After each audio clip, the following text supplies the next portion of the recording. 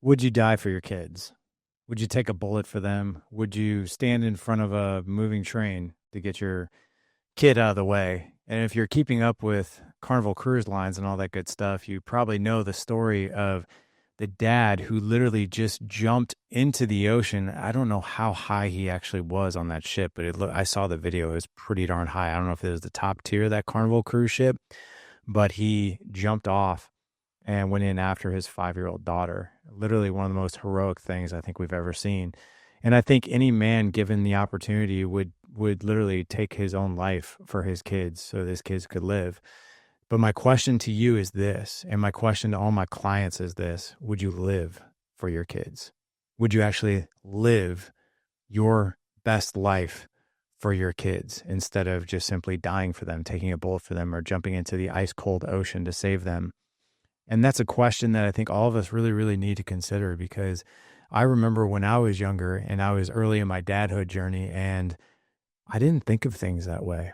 I was like, of course I'd die for my kids. But if somebody asked me, would you live for your kids? I'm like, well, I think I am living. And they're like, no, that's not what I'm talking about. Like your best life, your best example, like positive mental health, physical health, all of these things that are so important to us and so important to, quite frankly, to the legacy and the generational impact that we have as dads.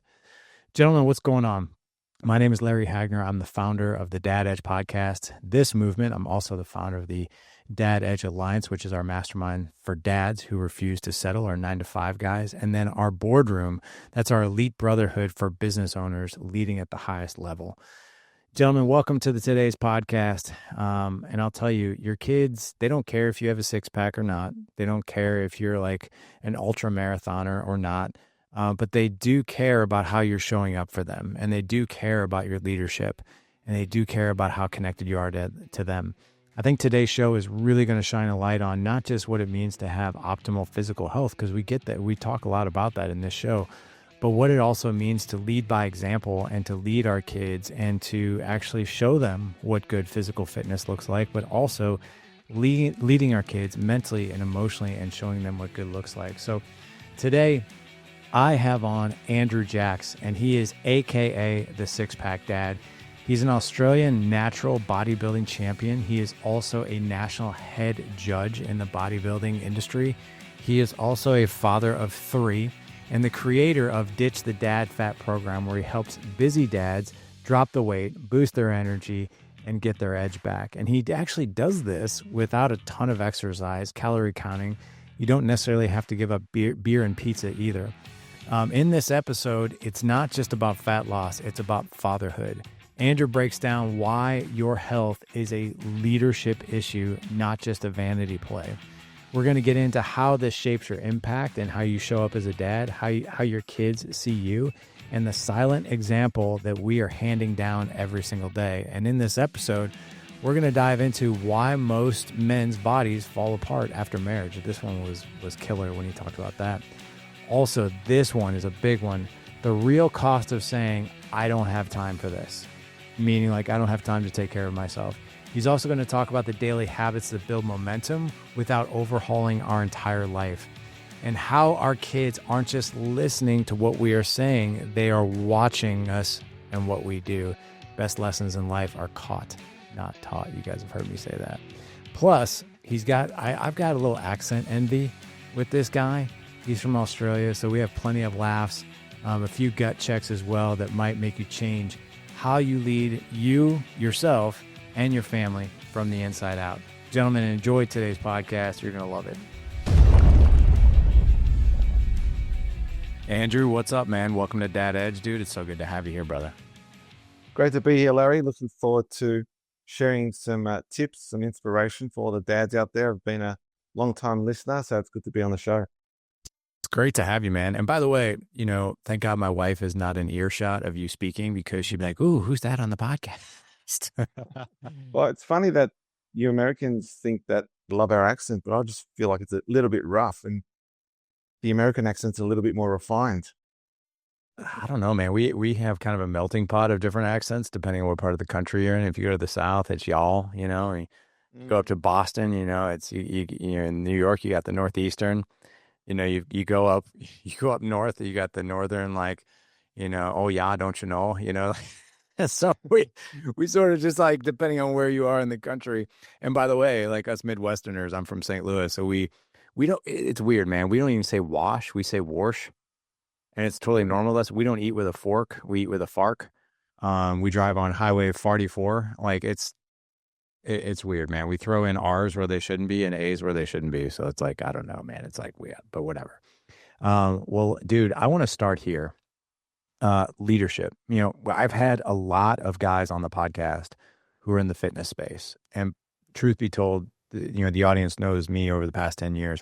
I love the fitness space. It's a lever that it's not exactly what I do, right? I'm all about helping men with their marriage and parenting. But I love health. Actually, my degree is in health and nutrition. And for me, it's been just a really powerful lever of, therapy and productivity. And, it's a lever that I couldn't live without. But it's not just about being in better shape physically. Like for you, a big element of this is the leadership at home. So I want you to talk about that. And I also want you to tell us what your family looks like. Yes, sure. Yeah, so obviously when I started off, when I was 18, I was into the bodybuilding scene. All my friends at university went to bodybuilding too, and they were competing, and that's what encouraged me to compete and end up winning an Australian bodybuilding championship in 2004, a long time ago. But then obviously as you become a father, got three children, two girls, 7 and 11, and my oldest son is 13. You sort of need to lead by example, and by them seeing how I'm able to look after myself, how I'm able to maintain healthy habits, because a lot of men, a lot of fathers, that when they end up getting married, because I speak to so many men, hundreds of men every year, they say they were at their best weight and best shape when they got married. And as soon as that tipping point reaches in their life, it tends to go downhill and the weight actually goes uphill and their health starts to deteriorate. So that's a critical stage of life for a lot of men, fathers, that I try and obviously I'm passionate about helping get through that stage and reverse that process they've gone through. But in terms of my kids and my family, as I said, we need to lead by example. As the fathers, we're the head of the home, we're the leaders. When our kids see what we do, they learn by observation. No matter what we say, it's always what they see is the best way that they learn. And so that's what I'm passing on to my kids. I've heard this quote is from Bedros Keuilian when I had him on the podcast, and it was the best lessons that your kids learn is caught, not taught. Mm-hmm. And it sounds like just exactly what you just said. Yeah, exactly. Yeah. And it's not just about teaching them healthy habits, because I like to look at it like this. We tend to focus when it comes to inheritance, we tend to focus on wealth and finances with inheritance, but we never talk about the inheritance of health that we pass on to our kids. So that's why by helping fathers and the fathers teach their kids, their family, healthy habits, it passes on from generation to generation, and it becomes a generational blessing. And it creates more impact than just helping one person. It has an on-flow effect. Yeah, I totally agree with that. And let's go back to something though. I have my own opinion on this of why our health actually declines after we get married. Like, and so I have my own opinion on that. And by the way, I've been that dude. I actually just did a solo podcast last month where I showed, I'm now 50 years old, and I showed a photo of me at 35 after being married for 7 years, and the I look totally different. I look really actually unhealthy, both physically, and you can even see it like in my face. Like it just even the mental health I don't think was optimal. But why do you think that is? Good question. I think we start to focus on career. Our priorities start to change. Um, Obviously, we're not in a mode where we're trying to attract women anymore. So we don't really concern ourselves with how we physically look as well. We know that our wives or partners love us and for who we are and not how we look. and that might lower the priority of looking after ourselves. But mostly it is people get busier. They have a lack of less time on themselves, more on career, focusing on, you know, having a family. They have kids, less time, and then they put themselves don't put themselves first. They put themselves last, looking after other people, and then that's where their health and their weight starts to deteriorate. Yeah. What are your thoughts on like the shame and guilt and maybe I'm selfish if I do this?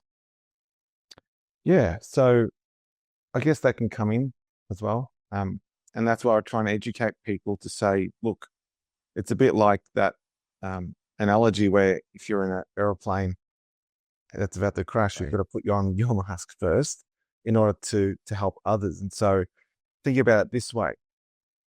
One of the common complaints that I get from fathers that are overweight and unhealthy is that they're lacking in energy, especially when they get home from work and they just can't be bothered getting off the couch to play with their kids.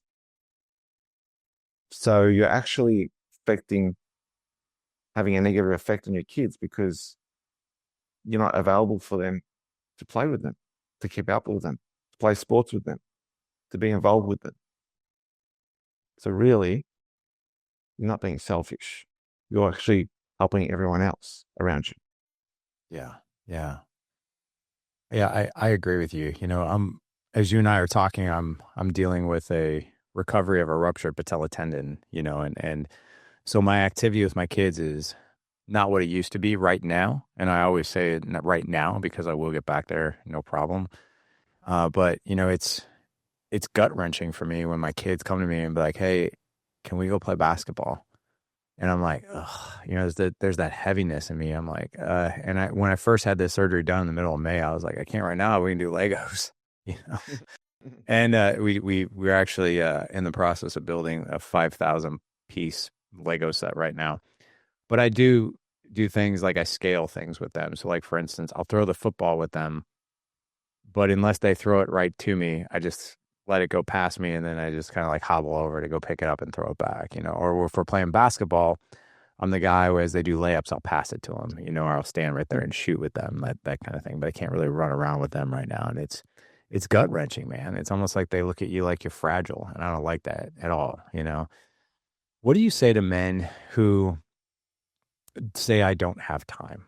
And if you really look at what men do, I think when we're married, is we spend life, I think, in two places, work or home, right? And the thought of like, I can't take an hour for myself to go to the gym. I can't take an hour for myself to go downstairs and lift some weights or even go for a walk. Like I've got these kids to tend to and my wife to tend to. So like I think there's this limited mindset on time. And I'm not saying that that's not a real thing because our time is there's way more demands when we're a family man. So what do you say to men who say, I just don't have the time for this? Hmm. First of all, I understand the challenge, and I face that challenge myself. I used to train 5 times a week, an hour at a time at least, and before I had kids. And now I run a business. I'm doing 12 to 15-hour days running the business. I've got 3 kids, so I'm looking after them as well. I am married, so my wife helps out. But I've had to find out a way. This is the amount of time I have. What is the minimum that I can actually do to stay in shape from an exercise perspective, right? So for me, I had to make a decision. I had to make some sacrifice. And that was, well, go from 5 sessions a week. I just went to the minimum 3 sessions a week to cover every body part. And then there was a stage where when the kids were a bit younger, I would just, instead of doing like 3 sets and exercise, I would just do 2 sets and exercise just in order to maintain what I'd achieved. So I was able to condense 5 days a week, 3 days a week, 1 hour sessions into 45-minute sessions. And really, 3 45-minute sessions, you're telling me that's not possible. It's a matter of scheduling it in, making it a non-negotiable, but having a reason why it's important to you to do. If your why is not strong enough, you're going to forego it. and you're just going to say, I'll do it tomorrow. And then it'll just keep happening where you keep skipping it and nothing happens. So you have to understand the benefits of it as well in order for you to prioritize it. Talk to me more about the why. I mean, I know the importance of this, and I think a lot of guys do as well. But what is the lever that we need to pull when we're like I always hear, I'm just not motivated. Is that associated with the why? Everyone's why is different. And I guess it depends on what level they're at with their health and their fitness. The most common whys that I get is that they're low on energy. So they want to get fitter. They want to see through the day without feeling lethargic. Some it's they don't want to be out of puff with their kids. They want to be able to be active with them. And then some that are lacking in confidence because they're looking overweight. They're facing clients and staff members. They might be business owners, and they feel like that they're lacking in showing respect or not leading by example because they're overweight. And so confidence, energy, they're one of the biggest factors that, as well as to be around longer for their family in terms of health, is why they decide to want to do something about their health and their fitness. Is that so? When they start, I think when men start to do this, though, it does it get worse before it gets better? In other words, like, getting healthy when you haven't maybe been healthy for quite some time, there's going to probably be a phase of like, man, this is not easy. What do you do in those situations? Yeah, so it's a matter of just starting somewhere. Like some people might think this is going to be too hard.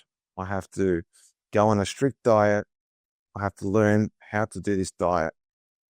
I have to eat completely different to my family. My wife or whoever does the cooking has to cook separately.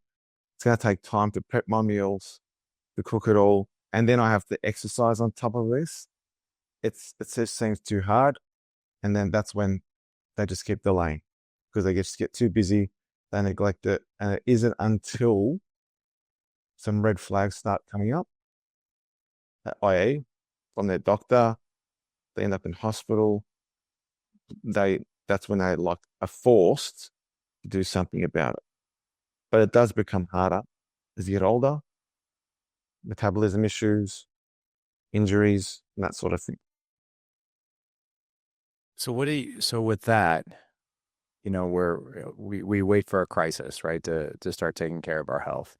I go back to the quote of choose your hard. It's not easy to stay in shape, and you do have to be disciplined to processes and you do have to adhere to a healthy lifestyle.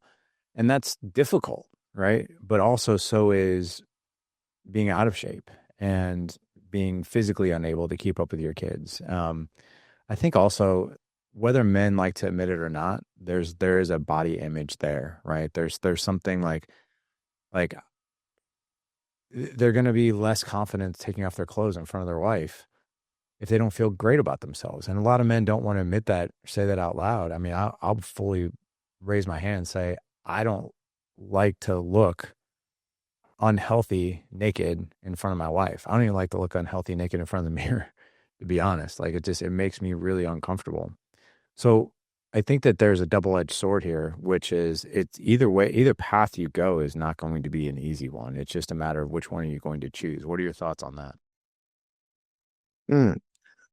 Yeah, and so that's where you need to, I guess, be smart about it and think, well, how am I going to feel if I put this effort in and start seeing results?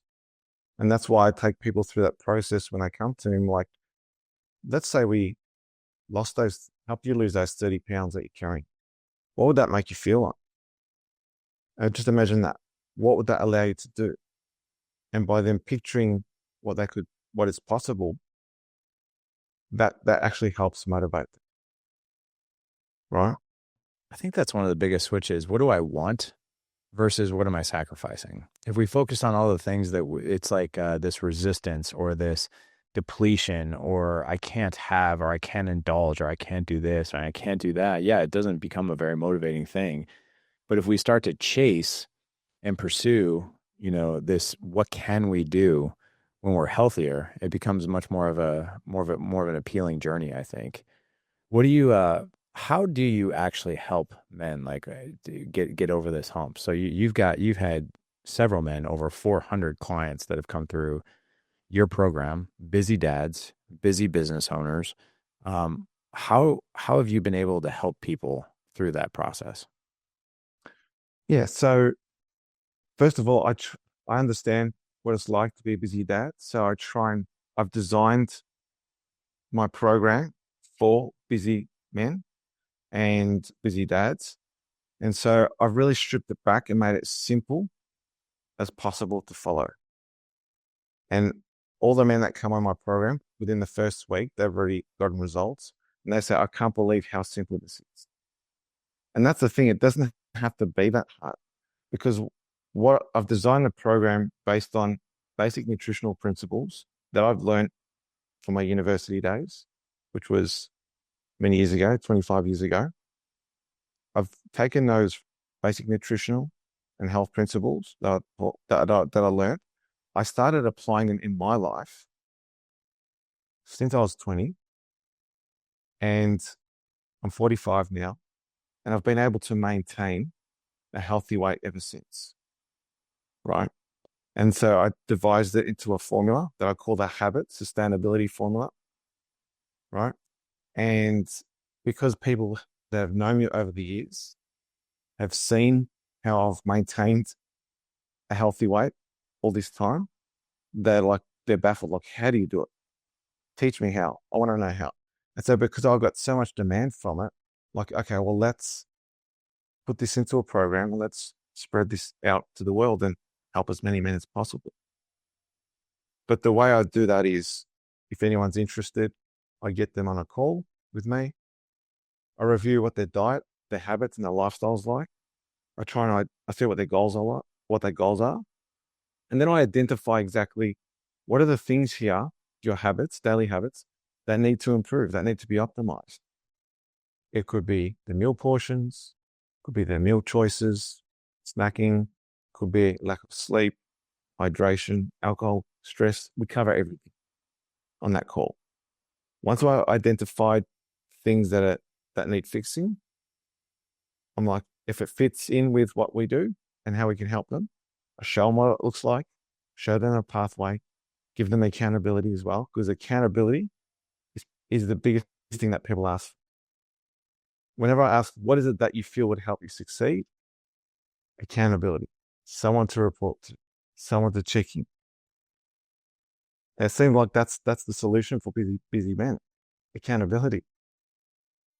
It's a solution for everybody. The American Society of Training and Development actually did a study on accountability, and they were able to ratchet each decision making process to a level of success percentages. So for instance, I'll give you an example. I think the audience has heard me quote this before, but if you're new to the show or if you need a reminder, here it is. So the American Society of Training and Development did this study on accountability. And so if you have an idea of something you want to do, so it's like, let's just say it's January 1st and someone's like, I want to be healthier.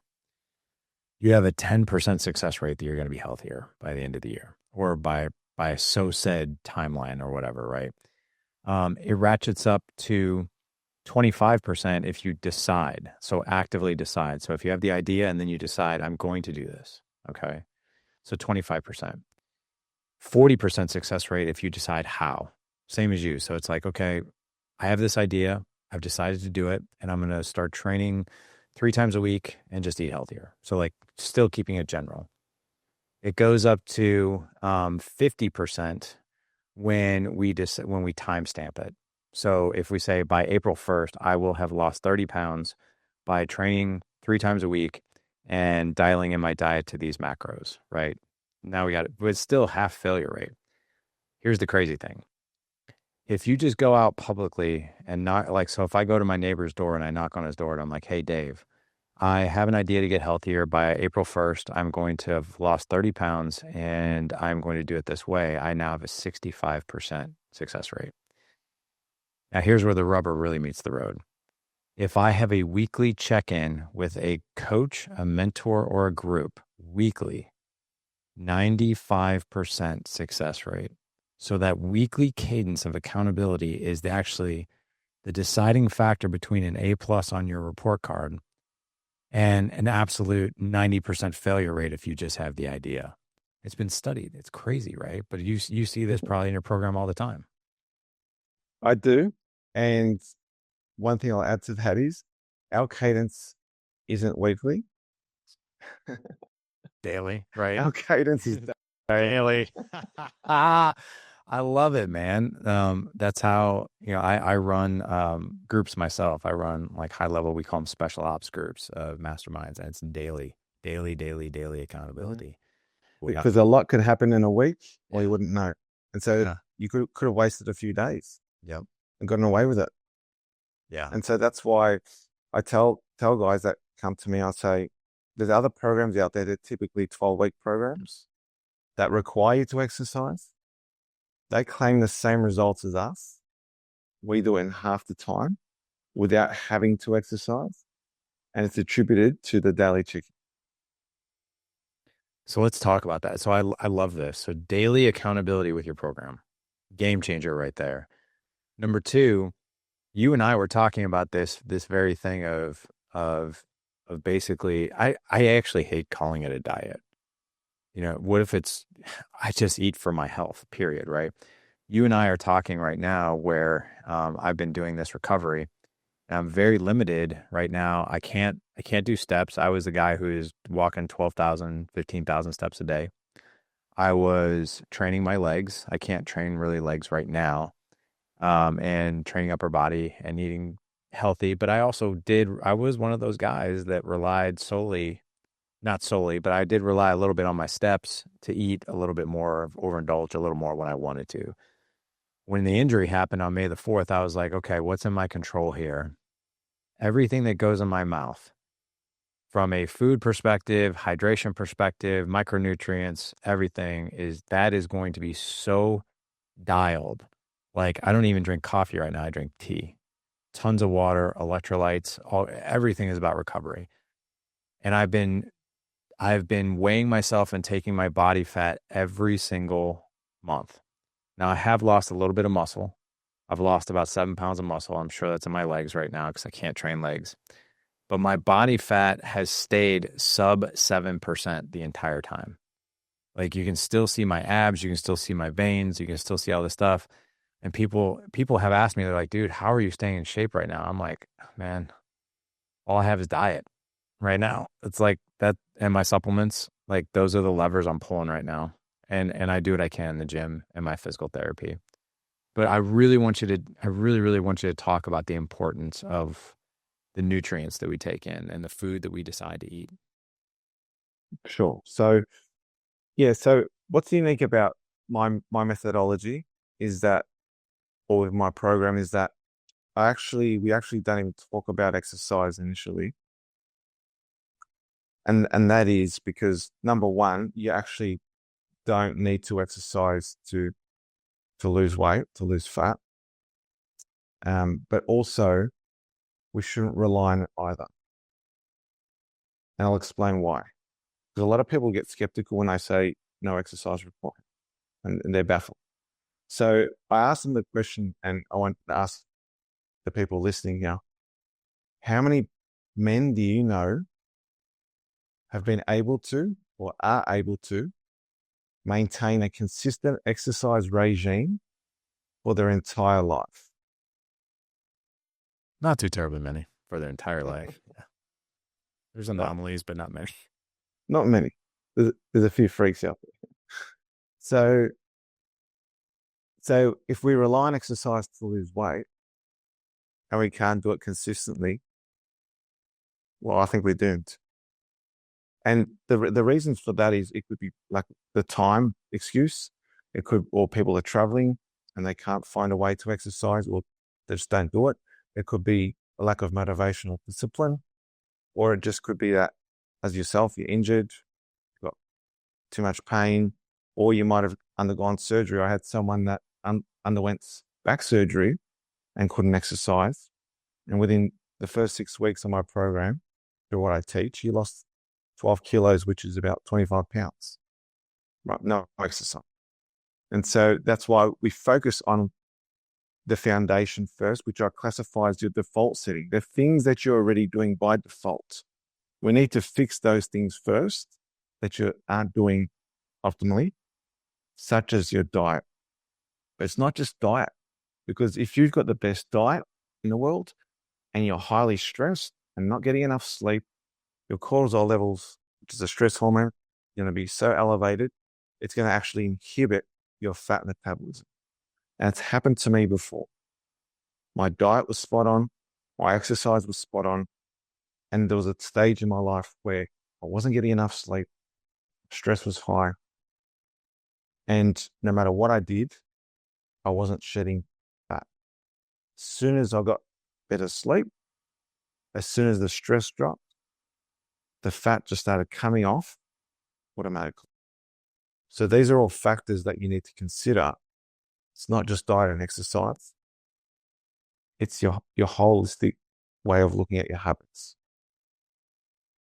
And I think people get really confused when they see like the 4 a.m. club, and I'm only getting 4 hours of sleep at night. I'm just grinding, grinding, grinding. And they think that there's like a badge of honor of nobility that goes with that. And I think that just leads to, I think that's really, quite frankly, I think it's repulsive for people to brag about that, because I'm like, yeah, that might be great for a week or two, but if you really want long-term sustained results, proper hormones, proper fat loss, brain fog, cognition, productivity, all these things.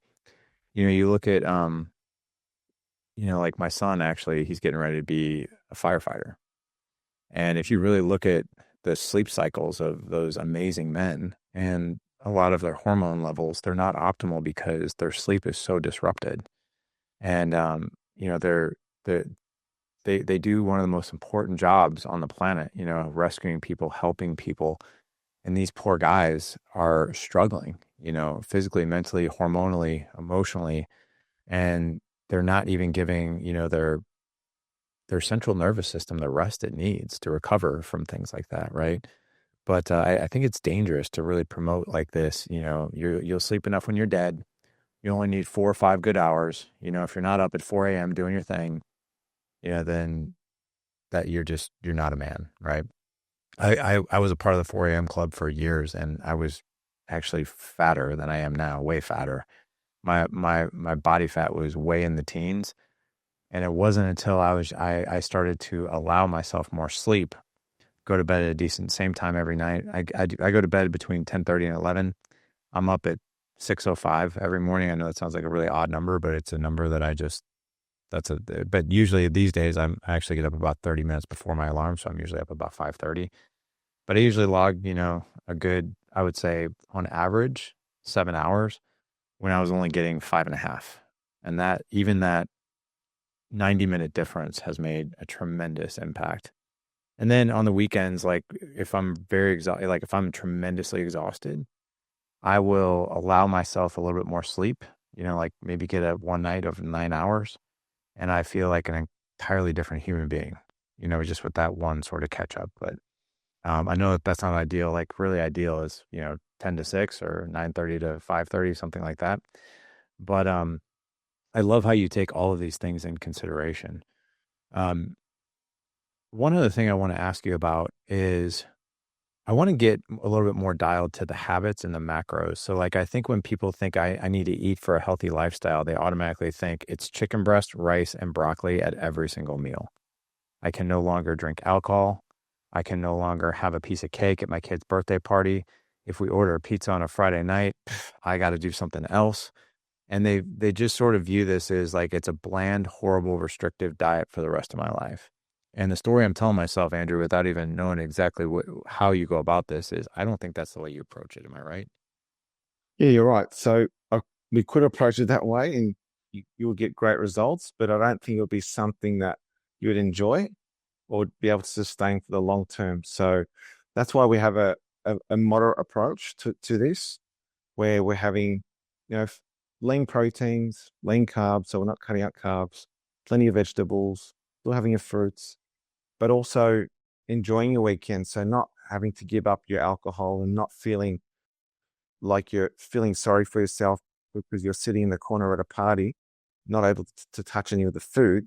No, it's about having that moderate approach and finding the right balance. Like we work one on one with everyone to find that right balance. So that way you're actually enjoying yourself still, but also getting results at the same time. Does somebody, so I don't drink anymore. I haven't for over a year, but does someone going into your program, do they have to give up alcohol? No, not at all. So Uh, I would say 80% of my clientele drink regularly. Especially, I know in Australia, you guys like your beer, right? They're yeah, pretty big drinking culture in Australia. Right, right. Because when I speak to Americans, a lot of them are like, "No, I don't drink at all." Oh, cool. Yeah, yeah, that's the easy button. I figure. Funny you say that because tomorrow I'm bringing on a client that actually owns a whiskey tasting company, so that'll be a challenge for him. But yeah, so you don't have to cut it out, but we obviously have to find that right balance. So, for example, there are some men that drink Thursday to Sunday. We either cut back the amount of days they drink or the amounts they drink on those days. And then, as I said, we find that balance. If they're drinking this much and still not getting the results they want, well, we need to start keep reducing that. And we have strategies around how, for example, if they're in a social setting, how do we prolong that by alternating alcoholic drinks with just water or sparkling water or something like that. Got it. Okay. What is your view on protein and the prioritization of protein intake? The number one priority, I'm glad you said that because that's the first thing that we should be thinking of when we're looking at meals because it helps you feel fuller, it helps with your metabolism. And as men, as we're aging, we want to hold on to our lean muscle mass. And so if we're not getting enough protein, our muscles will start to deteriorate. And the more muscle we have, the higher our metabolism remains, which means that includes our fat metabolism. So I like to say, because I've got more lean muscle mass than the normal person, I can burn more fat all the time, even when I'm asleep. Yeah, the more lean metabolic muscle tissue that we have, the higher the metabolism we'll have. So, um, what are your thoughts also on creatine? Creatine. So that's interesting because I started taking creatine well, back in the 90s because whenever Me too. oh, because I've been in the bodybuilding industry for so long, I always found it was the first industry to try out a supplement such as creatine, or even like keto was in bodybuilding back in the 90s. And then it started to become mainstream. But creatine is probably one of the best supplements you could have in terms of value, as well as the effect it can have, positive effect it can have on your strength and energy levels when it comes to things like weight training. What other supplements do you actually? Can we go? Let's go back real quickly to we prioritize protein. You said a lot of people are doing this carnivore thing, and they also so it's like this overabundance, obviously, of protein from animal sources and that kind of thing. I heard you say, which I think a lot of guys probably had a sigh of relief of like, oh, I can still eat carbohydrates. What type of carbohydrates do you think are the optimal ones that men should be like, these are the ones that I should be prioritizing? Hmm. Ones that are unprocessed. So I guess ones like rice. I don't mind if guys have pasta as well, preferably wholemeal pasta. Some healthy breads that have like grains and seeds in them as well. Or even things like potato, sweet potato, some of the starchy vegetables is what I recommend in terms of carbohydrates. What about fats? What are your thoughts on saturated fats versus things like avocados, olive oils, like those types of things? Mm. I try and teach, men to focus their fat intake on the healthy fats first and try and avoid the saturated fats. The lower we can have those saturated fats, the better it's going to be for our weight loss or maintaining a good weight, as well as for our general health. So does a man when he comes into your ecosystem, And it sounds like what you do is you really tailor a plan to this individual, correct? So you basically take in what this person's doing, their habits, and then you tailor a program, even a nutritional program, to what they need, correct? In a way, it's more about finding what the problem is with the diets and the habits, seeing whether our program is a fit to help them with those issues. And then we give them a coach, success coach, that's with them every step of the way, tailoring things according to anything else that they need and making sure they're doing everything correctly according to their own unique circumstances and lifestyle, which includes weekends too, because every weekend's different for most people. So we need to approach each weekend as it comes. And we call it a weekend battle plan. Every Thursday, they get together with their coach and like, what do we need to do? What's happening this weekend and how are we going to approach it? So that way we're actually on the front foot, not on the back foot. Because if your diet and everything is spot on Monday to Friday and then Friday to Sunday, it goes out the window, you could have undone all that good work during the week, which is a big shame. Yeah, I think there's a lot of heavy hitters out there. I definitely was in that camp as well. I'd be like, oh, it's Friday, it's Saturday. Like, it's like, so you see this like, well, Sunday through Thursday, this is how I eat. And then Friday to Saturday, it goes out the window. But let's move on to supplementation. Besides creatine, what other supplements do you think men in their late 30s into their 40s should be considering? I'm not massive on supplementation because I feel like you should be able to get most of it from your diet if you're having a good variety of all your different foods. The only thing that really I suggest is things like a vitamin C, particularly around the cold and flu season, just to help with your immunity. High in antioxidants also helps with recovery. Omega-3, like fish oil, that's good for you and your joints and general health. And zinc as well. I typically recommend zinc to have before bedtime. It helps with your sleep, helps with your testosterone levels and your immunity. And then I guess if you're low on testosterone, there's things like tribulus that could potentially help as well. Got it. Okay. Well, as we wrap up here, I want to talk about this is obviously a dad show, and I want to get to you've been married for 18 years. You have a 13-year-old boy. You have two daughters, I believe 11 and 7, correct? Yes. Yeah. So let's finalize the show with, how you lead at home. Like I want to know about your dad connection to these kids. And then obviously your wife, you don't get to 18 years of marriage by accident. So how do you cultivate a healthy marriage? And then how do you cultivate a healthy connection with your kids? Thanks. So, well, firstly, I put God first in everything that I do. Um, I believe that if God needs to be, I'm answerable to God in how I act as a father. He's my boss. And then from then on, because I've got that accountability to him, it helps keep me in line.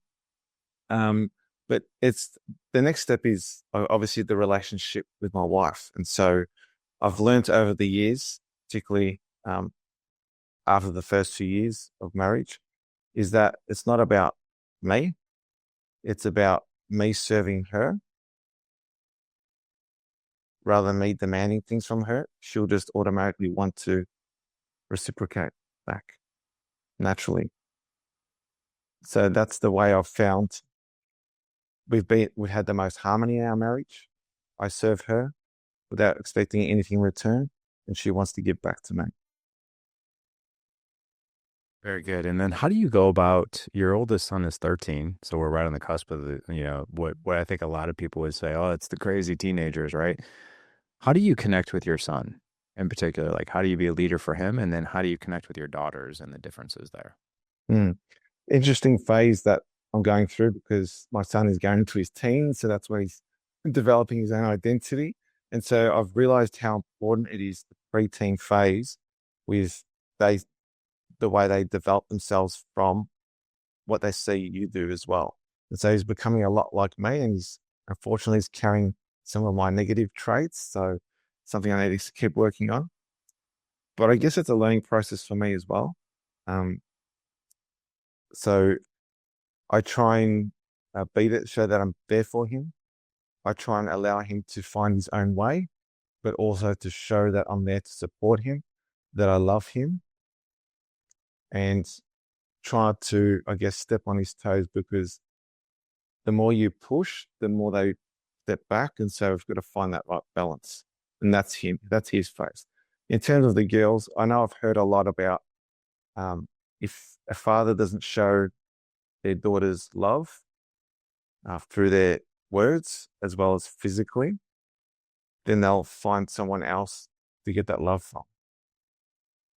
And so I'm very conscious of always hugging my girls, kissing them, and praying for them as well, that they find the right man, because we know a lot of men out there are alike, and want to make sure that they're looked after when they decide to find someone else to live with.